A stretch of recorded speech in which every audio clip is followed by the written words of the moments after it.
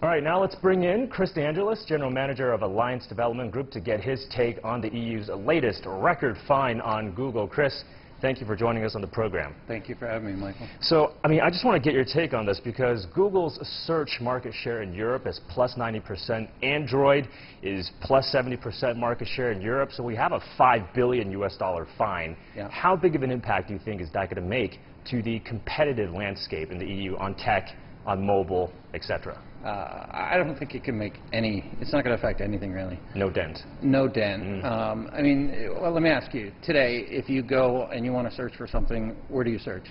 Well, if you are over in Europe, then you would assume Google, right? 90% market share. That's right. And you can search the browser, you can do anything you want, but you're probably going to go to Google. Consumers like Google. Developers like Google. If you're building a smartphone, you've got some problems, but at the end of the day, Google is ice cream and hot dogs. People want it, people are happy, and I don't see how that can change, and there's really no competitors that can replace that. Yeah.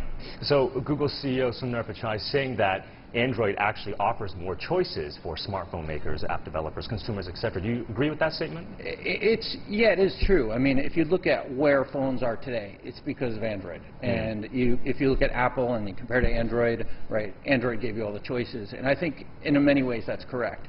However, the world is changing and Android is out there everywhere now. And now it is coming to a point where it is affecting, I think, innovation coming forward. Okay. So we've had the top 6 antitrust fines from the EU, all targeting U.S. companies, right? Google just one of them, Intel, Microsoft, Facebook, Apple, all getting hit. Do you perhaps get a sense right now that there are maybe increasing reservations in the European Union about American tech firms? I think Europe is much more focused around, I think, protection, consumer protection, where I think the U.S. and even China, to some extent, is a little more focused around a commercial side of it. And so I think that's really what's happening, because fundamentally this is a consumer technology we're talking about. This is not deep security or other areas. Well, should the European Union, though, be concerned? Because U.S. tech firms are quite dominant in Europe, though, right? Even though it's consumer focused. What's the alternative?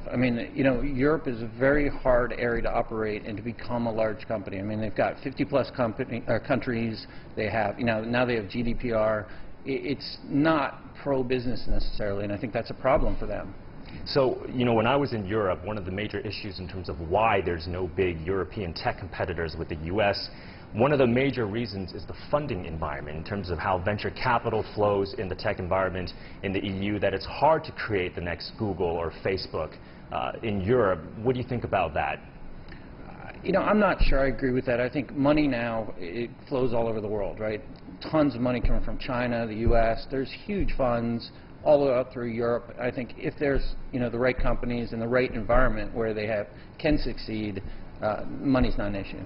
Okay. Many thanks for your insights. Chris DeAngelis, General Manager at the Alliance Development Group. Thank you for your time. Thank you.